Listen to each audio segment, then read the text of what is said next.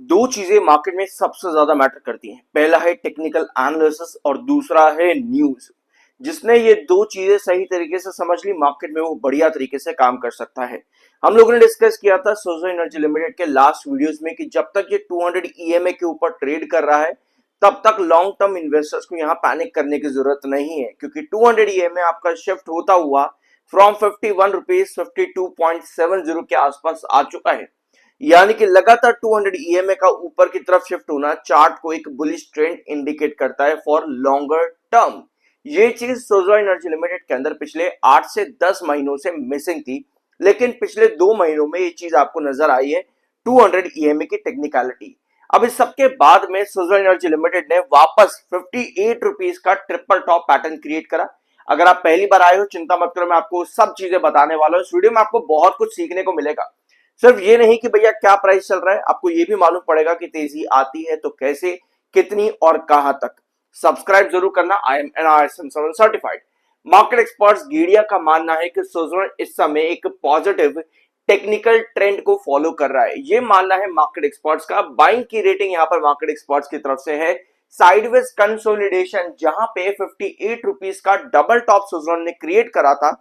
200 EMA से वापस base बना करके उठा, वो सारा कंसोलिडेशन अब कंपनी ने तोड़ दिया है। यानी कि साइडवेज कंसोलिडेशन से ऊपर अब कंपनी उठ चुकी है, जो कि मार्केट एक्सपर्ट्स का मानना है एक पॉजिटिव ट्रेंड को इंडिकेट करता है। और साथ में इन्होंने यहाँ पे बाइंग की रेटिंग भी दी है। अब आते हैं आपकी विंड एनर्जी सेक्टर से रिलेटेड कुछ अपडेट्स एक बार देख लेते हैं। Land approval delays can't be grounds to exit awarded wind project. ये जो नया रूल आया है एक प्रेसिडेंस की तरह सीईआरसी ने लागू कर दिया है। एक कंपनी जो 2019 में अवार्ड जीतती है, यानी कि एक ऑर्डर कंपनी को मिलता है, कंपनी का नाम है बीपीसीसीएल करके कुछ नाम है कंपनी का। अगर यहां पर मिलता है तो मैं आप लोग को शो कर देता हूं एक बार। ठीक है, कंपनी का नाम यहाँ पे स्क्रीन पे भी मुझे नहीं नजर आ रहा, बट कोई बात नहीं, बीपीसीसीएल करके कुछ कंपनी का नाम है। सो सीईआरसी ने बताया यहाँ पे कि कोविड-19 पेंडेमिक के टाइम पर जो भी डिलेड प्रोजेक्ट्स रहे थे, जिन प्रोजेक्ट्स का एग्जीक्यूशन उस टाइम पर नहीं हो पाया, तो किसी कंपनी ने क्या किया कि भैया हम आपका ऑर्डर टाइम पर नहीं बना पा रहे। रीजन क्या बताया कि हमको टाइमली लैंड एक्विजिशन नहीं मिल पाया है, तो हम आपका ऑर्डर जो है रिजेक्ट कर देते हैं। मतलब मान लो मैंने आपको कोई ऑर्डर दिया है, ठीक है, आप डेवलपर हो, मैंने आपको कोई ऑर्डर दिया, आप उस ऑर्डर को टाइम पर नहीं बना पा रहे, आप कह रहे हो कि भाई लैंड एक्विजिशन मेरा नहीं हुआ है, आपका लैंड एक्विजिशन नहीं हुआ, लेकिन और आप कह रहे हो कि भैया 6-5 साल के बाद में कि भाई मैं तुम्हारा ऑर्डर नहीं बना पाऊंगा। तो सीईआरसी ने एक प्रेसिडेंस बनाते हुए ये कहा है कि ये कोई रूल नहीं है। मतलब आप इस चीज को, हाँ ये रही वो कंपनी BWEPLS, 200 मेगावाट का एलोकेशन यहां पर दिया गया था इस कंपनी को, जिन्होंने कहा कि भैया हम ये काम नहीं आगे कर पाएंगे। तो उसके लिए सीईआरसी ने नया रूल निकाला, ये है एक प्रेसिडेंस की तरह कि लैंड का एक्विजिशन ना हो पाना ये कोई ग्राउंड नहीं रहेगा कि आप किसी ऑर्डर को लेकर के कुछ टाइम के बाद कहो कि भैया मैं इसको नहीं कर पाऊंगा पूरा। ठीक है, तो ये सीईआरसी ने एक नया जो है प्रेसिडेंस क्रिएट करा है सभी, ऑलमोस्ट आप कह सकते हो सभी wind energy power project companies को। तो ये एक अपडेट यहां पर बन जाती है विंड एनर्जी सेक्टर से रिलेटेड। इसके अलावा जस्ट 1 मिनट पहले ही कंपनी सोजो एनर्जी लिमिटेड ने एक और ईएसओपी अपने एम्प्लॉयज के लिए जारी कर दिया है। ईएसओपी का क्या बेनिफिट है, क्या नुकसान है, शेयर के चार्ट्स पर क्या इंपैक्ट पड़ता है, बहुत ध्यान से सुनना। ईएसओपी से हम शेयर होल्डर्स को, रिटेल शेयर होल्डर्स को जो इन्वेस्ट करते हैं मार्केट के अंदर किसी स्टॉक में, ईएसओपी से हमें कोई फायदा नहीं है। एम्प्लॉइज को रिटेन करने के लिए कंपनीज ईएसओपी लेकर के आते ताकि एम्प्लॉइज ज्यादा से ज्यादा खुश रह सके कंपनी के अंदर। इसीलिए ईएसओपी ये एक फैक्टर है। अगर आपको इससे रिलेटेड कुछ भी जानकारी चाहिए, मेरे चैनल पर वीडियो अवेलेबल है कि सोजो एनर्जी लिमिटेड में जब जब ईएसओपी आया है उसका शेयर के ऊपर क्या इंपैक्ट पड़ा है, जरूर जाकर के देखना। बहुत इंफॉर्मेटिव वीडियो है, चार्ट्स के ऊपर मैंने पूरा डिटेल में सिखाया है। 81.4 पर आपका एमएफआई है, 64.7 पर आपका आरएसआई है। एमएफआई बेरिश हो चुका है यहाँ पे, लेकिन एक बढ़िया सी चीज यहाँ सोजो एनर्जी लिमिटेड में देखने को मिलती है, वो ये है कि जो ट्रिपल टॉप आप देख रहे हो ना 58 के प्राइस पर, और ये जो ब्लैक लाइन है ये आपका 200 ईएम है। यहाँ पर एक बार, दो बार, भाई लगभग तीन बार बेस बना करके सुजन बार बार उठा है, ₹51 से ये 200 EM आपका 52.72 के पास ट्रेड कर रहा है डेली टाइम फ्रेम पर। टेक्निकल पॉइंट ऑफ व्यू पर सुज़लॉन के लिए ये सबसे ज्यादा पॉजिटिव सीन है, और यही चीज हम लोगों ने डिस्कस की थी कि जब तक ये 200 EMA के ऊपर ट्रेड कर रहा है, लॉन्ग टर्म इन्वेस्टर को पैनिक करने की जरूरत नहीं है। मैंने आपको एक एग्जांपल अपना भी दिया था कि मान लो मेरी एंट्रीज लोअर 40s के रीजन के पास में है और कोई भी गिरावट बनती है लेकिन वो 200 EMA के ऊपर बनी रहे, उसके नीचे ना फॉल करे, तो भैया मैं को पैनिक करने की जरूरत है ही नहीं। मैं आराम से होल्ड करूंगा, क्योंकि क्या होता है, 1-2 रुपए की भी गिरावट आ जाती है ना, जिसने यहां पर एंट्री करी है, यहां पर 1-2 रुपए की भी गिरावट आ जाए, वो क्या करता है भाई, अब खत्म कहानी, अब तो सब लुट गया भाई, अब गिर जाएगा। ये पैनिक ना क्रिएट किया जाए मार्केट में, इसीलिए समझा जाता है कि टेक्निकलिटीज कितनी ज्यादा जरूरी है।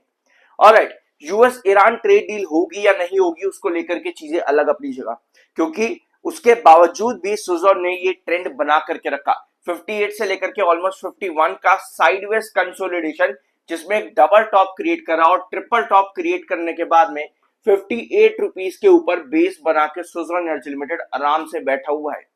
यानी 58 जो मेरा भाई एक क्रूशल रिजेक्शन था, ये कहीं ना कहीं मेरा एक मिड बेस बनने का काम कर रहा है, और 56 रुपीज इस समय मेरा एक क्रूशल बेस है 56 का। लेकिन भाई ये क्यों, रीजन बीइंग कि डेली टाइम फ्रेम पर लास्ट सेशन मेरे पास सेलिंग बहुत ज्यादा आई है, सेलिंग मेरे पास बहुत ज्यादा आई है। अगर इसको मैं 1 आवर टाइम फ्रेम पर कन्वर्ट करूंगा तो मुझे नजर आएगा कि सुज़लॉन ने कहीं ना कहीं एक वेजिस पैटर्न बनाने की कोशिश करी पिछले 2-3 सेशन के अंदर 1 आवर टाइम फ्रेम पे, जिसमें लास्ट सेशन 7 EMA जो आप रेड लाइन यहां पर देख पा रहे हो, ये 7 EMA की रेड लाइन है, इसके ऊपर ही ट्रेड कर रहा है। यानी कि जब जब 7 EMA के नीचे आ रहा है 1 आवर टाइम फ्रेम पे, तब तब मेरे पास बायर बन रहे हैं। तो लास्ट सेशन के लास्ट 1 आवर में आपके पास बायर फिर से आए हैं 7 EMA के ऊपर बनते हुए, क्लोजिंग आपके पास चली गई। ठीक है, तो 58 के ऊपर ये जब तक बना हुआ है, यहाँ पर शॉर्टर आपको एग्जिट नहीं करने वाले हैं, मतलब कि प्रॉफिट बुकिंग के चांसेस यहाँ पर कम है जब तक स्टॉक का प्राइस 58 और 56 के ऊपर है। ऑलराइट, ये आपका एक बहुत इंपॉर्टेंट जोन रहेगा। नेक्स्ट ब्रेकआउट पॉइंट आपका बनता है above 60 rupees, 60 rupees above 60 next breakout point आपका बनता है।